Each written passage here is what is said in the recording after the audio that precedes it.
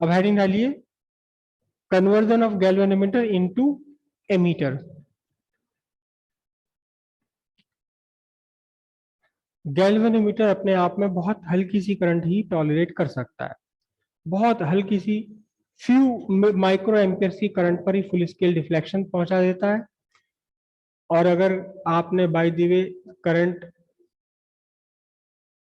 Strong current इसमें से पास कर दी तो larger the current larger the heat produce in the wire, और वो नॉन रिवर्सेबल चेंजेस कर देगा, खराब कर देगा। लेकिन करंट आपको मेजर करनी है काफी बड़ी, तो इसके लिए क्या तरीका अपनाया जाए? एक बहुत सिंपल तरीका होता है जिसे कहते हैं बाईपास। बाईपास, शहर में बहुत ज्यादा कंजेशन हो रहा था, शहर में ट्रैफिक बहुत ज्यादा था, पीछे दिल्ली से राजस्थान से आने वाली सारी गाड़ियों को मेरठ शहर के अंदर की रोड से पास होना पड़ता है, जबकि उन्हें मेरठ शहर में कोई काम नहीं है, तो ट्रैफिक बढ़ रहा था। सिंपलेस्ट तरीका क्या है? एक बाईपास बना दिया गया कि शहर के अंदर केवल वो जाओ जिसे शहर में काम हो, अगर शहर में काम नहीं है तो डाइवर्ट करके पूरा ट्रैफिक शहर के बाहर से निकाल दिया गया। बिल्कुल वही तरीका अपनाया जाता है कि करंट को बाईपास कर दिया, गैल्वेनोमीटर में केवल उतनी करंट जाने दी गैल्वेनोमीटर कॉइल में जितनी करंट कॉइल टॉलरेट कर सकती है, बाकी करंट को क्या किया? बाईपास कर दिया, शॉर्ट कर दिया अलग से। तो कैसे किया जाता है बाईपास से? आपका गैल्वेनोमीटर है, दिस इज गैल्वेनोमीटर, और गैल्वेनोमीटर को अक्सर हम जी से रिप्रेजेंट कर देते हैं। G is the resistance of galvanometer coil, खुद गैल्वेनोमीटर कॉइल का रेजिस्टेंस है। ये आपका गैल्वेनोमीटर है, और ये आई जी करंट पर फुल स्केल डिफ्लेक्शन देता है। आई जी करंट पर क्या देता है? Full scale deflection. जी क्या है? Resistance of galvanometer, resistance of galvanometer. G resistance of galvanometer, actually ये रेजिस्टेंस ऑफ गैल्वेनोमीटर कॉइल होता है। आईजी, आईजी क्या है? Maximum current,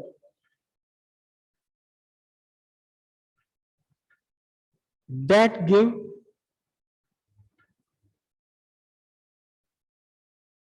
full scale deflection. Full scale deflection का मीनिंग क्या हुआ कि आपने स्केल बनाया हुआ था, यहां आपने लिखा हुआ था 0, और यहां आपने जो भी है maximum reading micro ampere milli ampere, पता चला कि आईजी करंट फ्लो करने पर निडल कहां पहुंच जाती है? मैक्सिमम डिफ्लेक्शन पर पहुंच जाती है। इससे आगे अगर आपने और करंट भेज दी तो कोई ना कोई मैकेनिकल खराबी आ जाएगी, इससे आगे घूमने के लिए स्पेस ही नहीं है, गुंजाइश ही नहीं है। ठीक है, अब लेकिन आपने क्या चाहिए? आपने करंट यहां से आपको मेजर करानी है कितनी? I. I is much larger than I G, current I is much larger than I G. तो आपने क्या किया? एक बाईपास बना दिया यहां।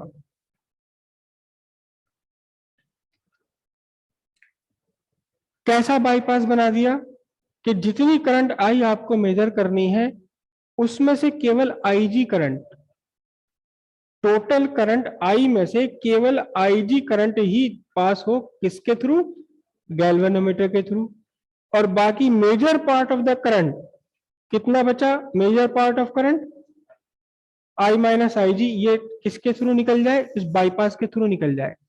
इस बाईपास का नाम होता है, इस बाईपास का नाम है शंट। बाईपास का नाम है शंट। और आई कौन सी करंट है? आई करंट है मैक्सिमम करंट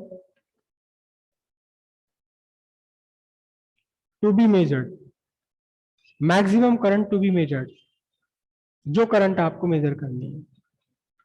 अब करंट को कैसे पता कि वो उसे बाईपास से भी जाना है?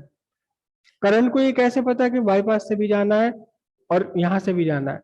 सिंपल सी बात यह है कि करंट वहां से जाएगी, लार्जर करंट वहां से जाएगी जहां रेजिस्टेंस कम होगा, पैरेलल में लग गए दोनों के दोनों। तो शंट क्या है? शंट आपका एक लो रेजिस्टेंस वायर है।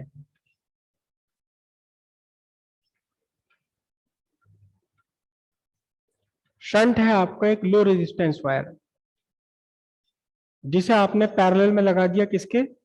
गैल्वेनोमीटर के पैरेलल में लगा दिया। शंट वायर और गैल्वेनोमीटर कॉइल एक दूसरे के साथ कैसे कॉन्फ़िगरेशन में है? दोनों पैरेलल में है। तो whatever be the voltage across shunt and galvanometer coil, it is equal. जो भी होगा वो वोल्टेज इक्वल होगा। पैरेलल कॉम्बिनेशन में वोल्टेज सबके अक्रॉस सेम होते हैं, ठीक है। Since S and G are in parallel combination, hence Vs equals Vg. Potential difference across shunt equals potential difference across galvanometer coil. कितना होगा potential difference across shunt? Current into resistance, S is the resistance of shunt wire. तो current कितनी है आपकी? I minus I G into S, और इसके across potential difference galvanometer coil के across कितना बना? करंट है इसमें आई जी और वो रेजिस्टेंस है कितना? G, I G into G. और अब यहां से सिंपलेस्ट फॉर्मूला बन गया S equals I G by I minus I G into G. This is the value of resistance, this is the value of resistance you have to put in parallel to the galvanometer coil. जब आपने S लगा दिया तो current I ये major कर सकता है। अब इसे प्रैक्टिकली समझते हैं। एक गैल्वेनोमीटर कॉइल है आपके पास, और उस गैल्वेनोमीटर कॉइल का अपना रेजिस्टेंस सपोज 500 ओम है, लगभग इतना ही होता है, फ्यू हंड्रेड ओम्स के आसपास ही होता है। गैल्वेनोमीटर कॉइल का अपना रेजिस्टेंस है सपोज 500 ओम, और पता ये लगा सारा इक्विपमेंट बनाने के बाद, क्या पता लगा आपको कि जस्ट 10 मिली एम्पियर पर ये फुल स्केल डिफ्लेक्शन पहुंचा रहा है। कैसे? कि ये आपका गैल्वेनोमीटर और इस गैल्वेनोमीटर के T1 T2 टर्मिनल्स आपने जोड़ दिए सर्किट में, पता लगा कि केवल 10 मिली एम्पियर की करंट यहां से आपने पास करी और ये पूरा का पूरा घूम गया। पूरा का पूरा इसका डिफ्लेक्शन कहाँ गया? फुल स्केल पर डिफ्लेक्शन पहुंच गया। आगे घूमने के लिए अब कुछ स्पेस ही नहीं बचा। तो आपको करंट मेजर करानी है कितनी? आपको करंट, जो मैक्सिमम करंट मेजर करानी है, कितना लूं मैं? चलो 2 एम्पियर ले लेते हैं। तो अब कितना रेजिस्टेंस इसके पैरेलल में डालना पड़ेगा, कितना बाईपास इसे देना पड़ेगा? सिंपल फॉर्मूला आपका S is equals to I G upon I minus I G into G. I G कितना है आपका? 10 into 10 raise to the power minus 3। Maximum current कितनी मेजर करनी है? 2 minus 10 into 10 raise to the power minus 3, और resistance कितना है इसका खुद का अपना? 500 ओम। S इज इक्वल्स टू कितना बना? और इसे भी मैं कन्वर्ट कर लूं 10 टू द पावर माइनस 3 में, तो क्या होगा? 2000 minus 2000 into 10 raise to the power minus 3 minus 10 into 10 raise to the power minus 3। थोड़ी सी कैलकुलेशंस इसकी अजीब सी होती हैं क्योंकि पावर माइनस में आ रही है। कितना बचा? 10 अपॉन 2000 में से 10 सेपरेट कर दो, 1990, इंटू 500। आंसर इसका हमेशा अटपटा सही आता है। जरा कर रहा है, जल्दी से बताना कॉल कितना आंसर आएगा। 23 को हम, और ये आंसर आया 2.51 ओम। अब क्या कंडीशन बनी? कंडीशन ये बनी कि आपका गैल्वेनोमीटर जिसका रेजिस्टेंस कितना था 500 ओम, इसके पैरेलल में आपने लगा दिया, क्या लगा दिया, एक लो रेजिस्टेंस लगा दिया। कितनी वैल्यू का? 2.51 ओम वैल्यू का रेजिस्टेंस आपने लगा दिया। और अब ये आपका पूरा इंस्ट्रूमेंट, अब ये पूरा इंस्ट्रूमेंट मिल करके एक एमीटर बन गया। क्या बन गया? एमीटर बन गया। ये जो मेजर कर सकता है, कितनी मेजर कर सकता है? Maximum of 2 ampere current. Maximum 2 ampere current ये मेजर कर सकता है। ठीक है। जब आपने 2 एम्पियर की करंट इसमें फ्लो कराई, तब केवल इस गैल्वेनोमीटर कॉइल में कितनी करंट जाएगी? इस गैल्वेनोमीटर कॉइल में जाएगी करंट 10 इंटू 10⁻³ एम्पियर। और बाकी जो करंट का पोर्शन पार्ट बचा, कितनी करंट बची? यहां कितनी करंट जाएगी? ये वाली, ये करंट जाएगी आपकी 2 इंटू 10⁻³ एम्पियर। यानी करंट का बहुत बड़ा पार्ट आपने पास करा दिया। कहां से पास करा दिया? कहां से पास करा दिया? शंट वायर से पास करा दिया। अच्छा, इसी में अगर कंडीशन ये हो जाए, ठीक है, 2 ampere per full scale deflection आपको मिल रहा है इस गैल्वेनोमीटर में, एम्पियर मीटर में, लेकिन आपने 2 एम्पियर करंट पास नहीं करी। आपने करंट पास करी केवल कितनी? आपने करंट पास करी, पीछे से आपने करंट भेजी केवल 1 एम्पियर। कितनी? 1 एम्पियर की करंट आपने यहां से भेजी, 2.51 ओम।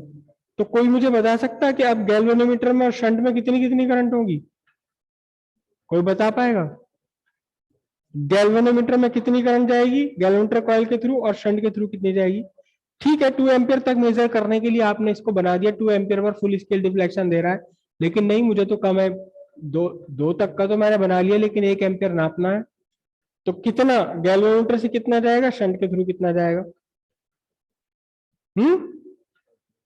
सिंपल सी बात है, आधा हो जाएगा। ये जो गैल्वेनोमीटर के थ्रू करंट जानी है आईजी, आईजी अपने आप कितनी हो जाएगी? 5 इंटू 10⁻³ एम्पियर, क्योंकि करंट रेजिस्टेंस जो का त्यों बना हुआ, आपने करंट आधी कर दी, उतनी ही रेशियो में घट जाएगी करंट। सिंपल ओम्स लॉ, और कुछ भी नहीं है। और यहां से कितना जाएगा? यहां से जाएगा 1 माइनस 5 इंटू 10⁻³ एम्पियर। अब ध्यान से देखना जरा, जब करंट आपने 2 एम्पियर भेजी तो ये फुल स्केल डिफ्लेक्शन दे रहा है। आपने इसमें करंट 2 एम्पियर भेजी तो 0 से लेकर के फुल स्केल डिफ्लेक्शन तक आ रहा है, लेकिन जब आपने करंट इसमें भेजी आधी, तो अब डिफ्लेक्शन कितना होगा? अब डिफ्लेक्शन केवल आधे पे पहुंचेगा जितना आपने पूरा स्केल बनाया हुआ है। ठीक है। अगर आपने करंट यहां से ½ एम्पियर भेजी तो क्या होगा? केवल 2.5 इंटू 10⁻³ एम्पियर गैल्वेनोमीटर से पास होगा, बाकी बचा हुआ शंट से। तो फिर यहां डिफ्लेक्शन कितना आएगा?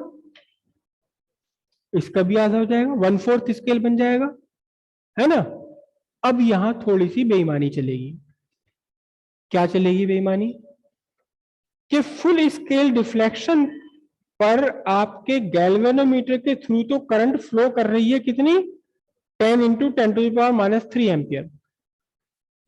लेकिन जब आपने स्केल बनाया, उस स्केल पर फुल स्केल डिफ्लेक्शन पर लिख दिया आपने 2 एम्पियर। भले ही गैल्वेनोमीटर कॉइल से कितनी फ्लो कर रही है करंट? 2 एम्पियर फ्लो नहीं कर रही, 10 इंटू 10⁻³ एम्पियर। लेकिन आपको पता है कि अगर पीछे से करंट आधी कर दी तो आधा डिफ्लेक्शन देगा। ये यहां मैं क्या लिख दूंगा? यहां 1 एम्पियर लिख दिया। मतलब क्या हुआ कि आपने जो स्केल का कैलिब्रेशन किया है, आपने जो स्केल का कैलिब्रेशन किया है, ये कैलिब्रेशन किसकी टर्म्स में किया है? In terms of what? Total current. जितनी भी टोटल करंट इसमें से पास हो रही है, गैल्वेनोमीटर के अंदर कितनी फ्लो कर रही है? देखो, आपके एक सामने टीवी लगा हुआ, मेरे सामने मॉनिटर लगा हुआ है, इसके अंदर क्या हो रहा है, कैसे वो पिक्चर प्रोड्यूस कर रहा है, इससे हमें कोई मतलब नहीं होता। हमें मतलब है कि जो हमारा काम है वो होना है। तो एक एम्पियर मीटर के अंदर क्या लगा हुआ है, उसमें गैल्वेनोमीटर में कॉइल में कितनी करंट पास हो रही है, शंट में, हमें इससे कोई मतलब नहीं है। हमें तो मतलब है कि ये रीडिंग दे जो हम मेजर कर रहे हैं। भले ही गैल्वेनोमीटर करंट में एक बहुत स्मॉल फ्रैक्शन पास हो रहा है, मेजर करंट, बड़ी करंट पास हो रही शंट के थ्रू, लेकिन फिर भी स्केल का कैलिब्रेशन कैसे कर दिया गया? स्केल का कैलिब्रेशन कर दिया गया टोटल करंट की टर्म्स में, इससे कोई फर्क भी नहीं पड़ता। और अब आपका क्या बन गया, ये एक मिली एम्पियर मीटर जो केवल 10 मिली एम्पियर पर करंट पर मैक्सिमम डिफ्लेक्शन देता था, फुल स्केल डिफ्लेक्शन देता था, अब वही कन्वर्ट हो गया किसमें? एम्पियर मीटर में कन्वर्ट हो गया, जो कितने पर करंट पर देगा full scale deflection? 2 ampere current पर फुल स्केल डिफ्लेक्शन देगा। अब यही इसी क्वेश्चन में एक नया क्वेश्चन और एग्जाम में आ रहा है आजकल। सिंपलेस्ट क्वेश्चन तो यही है कि आपसे पूछा जाता है कि कितना शंट लगाए ताकि ये गैल्वेनोमीटर एम्पियर मीटर में कन्वर्ट हो जाए, आपको कितनी करंट मेजर करनी है आपको क्वेश्चन में दे दिया जाता है। वही सब कुछ दे दिया जाता है क्वेश्चन में जो मैंने यहां लिया हुआ है। आपको ये कह दिया गैल्वेनोमीटर कॉइल का रेजिस्टेंस, आपको बता दिया कितनी करंट मैक्सिमम डिफ्लेक्शन देता है, फिर आपको बताया कि मैक्सिमम कितनी करंट मेजर करने के लिए आपको ये बनाना है,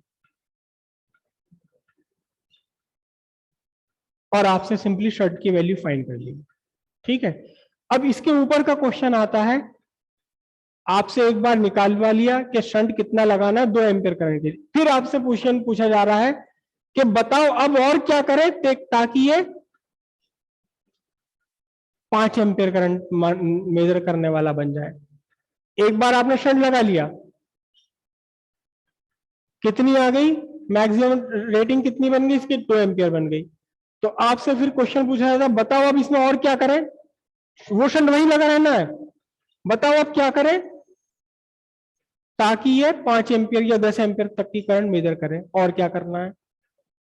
तो आपने कुछ भी नहीं करना, बिल्कुल वही का वही क्वेश्चन है, लेकिन अब सेकंड स्टेप में आपको गैल्वेनोमीटर कॉइल का रेजिस्टेंस 500 ओम नहीं लेना। अब आपको क्या लेना है? अब आपको क्या लेना है, इसी में से थोड़ा सा आगे हम निकालते हैं। ये शंट की वैल्यू आई, शंट और गैल्वेनोमीटर दोनों के दोनों आपस में कैसे लगे हुए हैं? पैरेलल में लगे हैं। तो क्योंकि ये पैरेलल में लगे हुए हैं, हेंस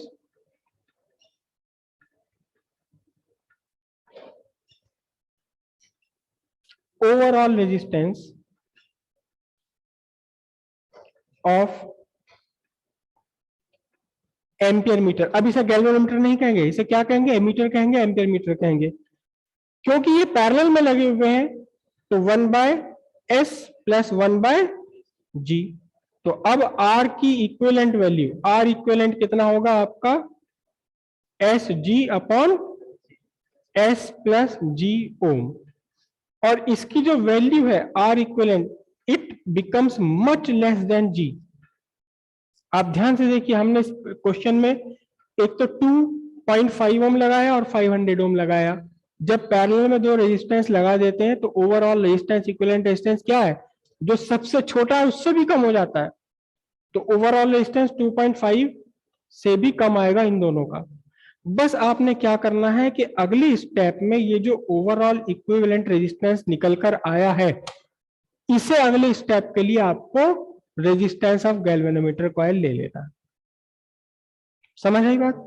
रेंज बढ़ाने के लिए जब क्वेश्चन आ जाए, रेंज बढ़ाने के लिए एक बार आपसे कह दिया कि 2 एम्पियर करंट मेजर करनी, बताओ क्या करें? शंट लगा दिया, वो शंट लगा हुआ है, अब बताओ इसकी रेंज बढ़ानी है ताकि ये 5 एम्पियर करंट मेजर कर सके।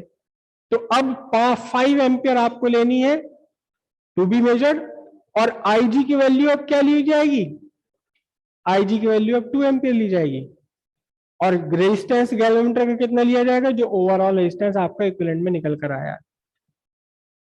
क्वेश्चन आ रहा है एग्जाम में, समझ आई बात, करके दिखाऊं क्या इसे, हाँ चलो ठीक है। यहां आपने फाइंड कर लिया कि 2.51 ओम रेजिस्टेंस चाहिए पैरेलल में लगाने के लिए, ताकि करंट 2 एम्पियर तक मेजर हो सके, ठीक है। तो अब आपसे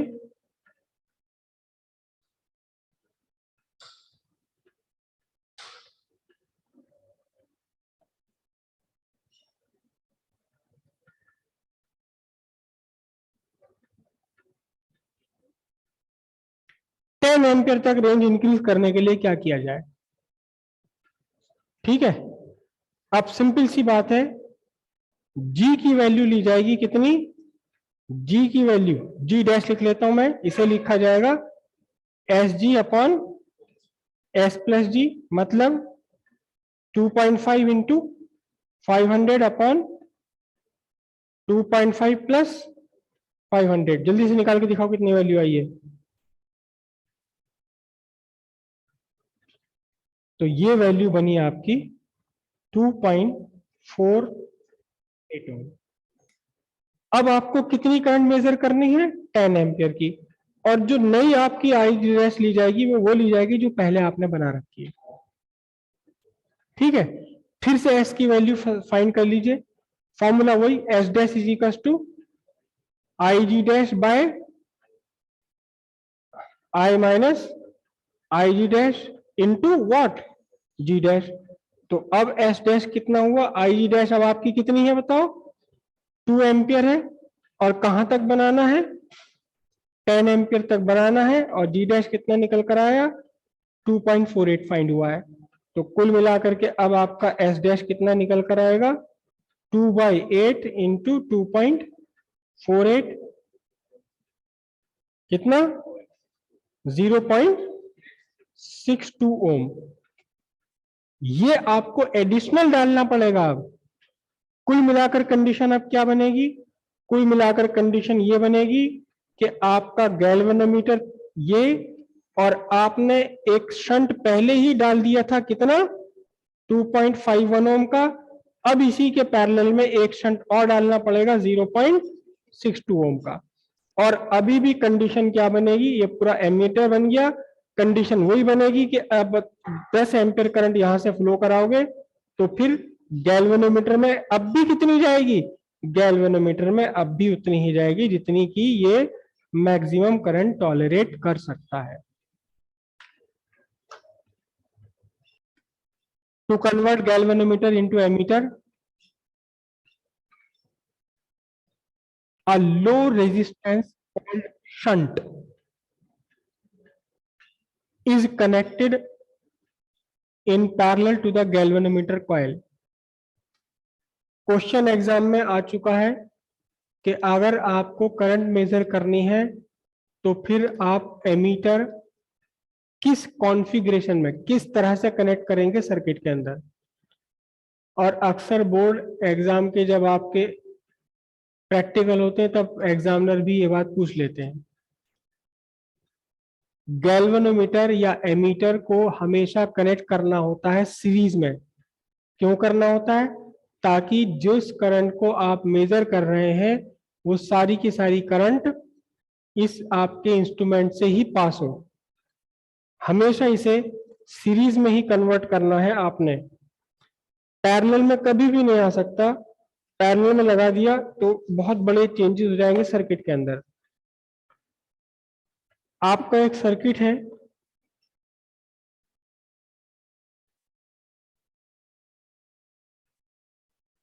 यहां कहीं सेल से लगा हुआ है, एक आर्म में करंट है I1, दूसरे आर्म में करंट है I2। अगर आपने I2 मेजर करना है कि I2 कितनी पास हो रही है, तब आप एमीटर कैसे जोड़ेंगे। सिंपल सी बात है, जिस आर्म में आपको करंट चाहिए उस आर्म में कहीं से तार तोड़िए, कनेक्शन तोड़िए, यहां तोड़े या यहां तोड़े या यहां तोड़े, कहीं भी जिस आर्म में आपको करंट चाहिए, कनेक्शन तोड़े और इसके बीच में लगा दीजिए क्या, प्लस माइनस का ध्यान रखते हुए अपना एमीटर। क्यों लगाया आपने? आपने इसलिए लगाया ताकि जिस करंट I2 को आपने मेजर करना है वो सारी करंट आपके इंस्ट्रूमेंट से ही पास होकर के जाए। अब जब आपने सीरीज में लगा दिया एम्पियर मीटर, तो इस एम्पियर मीटर का इफेक्ट क्या होगा पूरे ओवरऑल सर्किट पर? सीरीज में जब भी आप कोई एडिशनल रेजिस्टेंस डाल देंगे, चाहे वो कितना भी कम हो, तो पूरे सर्किट का ओवरऑल रेजिस्टेंस इंक्रीज हो गया। जब इस सर्किट इंक्रीज हुआ, जब सर्किट का रेजिस्टेंस, यहां आपने एमीटर डाला, चाहे इसका रेजिस्टेंस कुछ भी कम है, कुछ भी है, लेकिन है तो सही, वो रेजिस्टेंस आपने यहां डाला तो ओवरऑल रेजिस्टेंस इंक्रीज हो गया, पूरे के पूरे सर्किट का रेजिस्टेंस चेंज हो जाएगा, इसके साथ में लगी हुई आर्म वार्म सबके कंसिडरेशन में। तो क्या हुआ, आपके सेल से, आपकी बैटरी से, सोर्स से चलने वाली टोटल करंट डेविएट हो गई। जिस करंट को आपने मेजर करना था I2, अब वो एक्चुअली I2 नहीं रही, I2 से थोड़ी सी कम हो जाएगी। क्यों? क्योंकि इसने खुद इसने भी तो रेजिस्टेंस क्रिएट किया है। मतलब यह है कि कभी भी एम्पियर मीटर से आप करेक्ट रीडिंग नहीं ले सकते, क्योंकि उसका रेजिस्टेंस कितना भी कम क्यों ना हो, अपने रेजिस्टेंस के कारण वो करंट को रिड्यूस कर देना उसने। तो फिर बढ़िया एमीटर कौन सा हो? बढ़िया एमीटर वो हो जिसका रेजिस्टेंस ही नहीं। आइडियल एमीटर का रेजिस्टेंस कितना होना है? 0। लेकिन आइडियल तो बनेगा नहीं, इसलिए आपको कोशिश क्या करनी है एमीटर बनाते हुए, कि एमीटर का रेजिस्टेंस जितना कम हो सके उतना कम रखा जाए, जितना पॉसिबली जितना कम हो सके एमीटर का रेजिस्टेंस उतना अच्छा माना जाएगा वो। ठीक है, तो लिखते हैं इसे, emitter is to be connected in series, emitter is to be connected in series in the arm, emitter is to be connected in series in the arm where the current is to be measured, where the current is to be measured। नीचे मत जाओ, वही ऊपर आओ।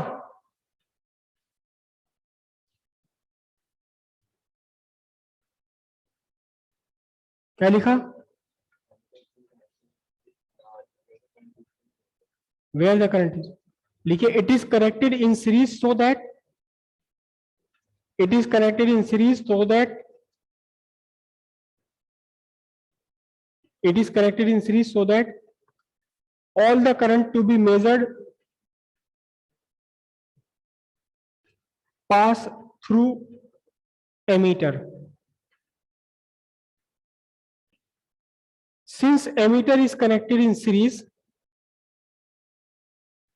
it increases the overall resistance of circuit and hence reduce the current to be measured,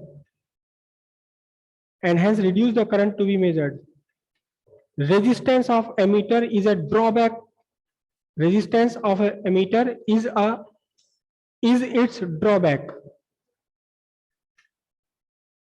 The resistance of ideal emitter is 0। Since zero resistance is not possible,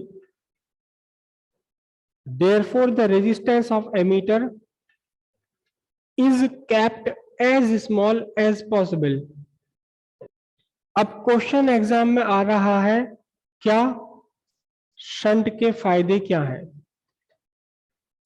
shunt के क्या benefits हैं?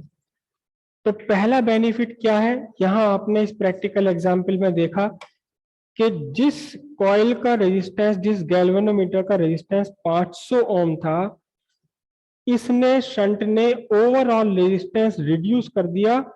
कितना रिड्यूस कर दिया? 2.51 ओम। 500 ओम वाले रेजिस्टेंस को इसने reduce कर दिया 2.51 ओम। ठीक है, तो पहला तो इसका फायदा ये बना कि ये एमीटर के ओवरऑल रेजिस्टेंस को रिड्यूस कर देता है, and which is a required property of ammeter. Ammeter की रिक्वायर्ड प्रॉपर्टी है कि कम होना चाहिए रेजिस्टेंस। दूसरा इसका फायदा क्या है? दूसरा इसका बहुत बड़ा फायदा यह है कि इसने मेजॉरिटी ऑफ करंट को अपने थ्रू पास कर दिया। और गैल्वेनोमीटर में केवल कितनी करंट भेजी? गैल्वेनोमीटर के लिए केवल इसने उतनी करंट छोड़ी जितनी करंट को गैल्वेनोमीटर कॉइल सेफली हैंडल कर सकता है, टॉलरेट कर सकता है। इस तरह से इस शंट ने गैल्वेनोमीटर कॉइल को सिंपल लैंग्वेज में फूकने से बचा लिया, बर्निंग आउट से बचा लिया इसने। फूकने का मतलब होता है गर्म होकर के जल जाना, बर्निंग आउट से बना लिया। पहला फायदा, it reduce the overall resistance of emitter, which is a required property of emitter. Second, it reduce the current through galvanometer coil. It allow only the current that can be safely handled, and hence it prevent burning out of coil. लिख लीजिए इसे। function of emitter, function of shunt।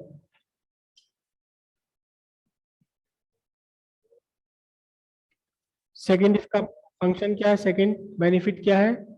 देखिए, because of its low resistance it bypass major part of current through it and allow only a small fraction of current that can be tolerated safely by galvanometer coil, and hence it prevent burning out of galvanometer coil due to excessive current through it.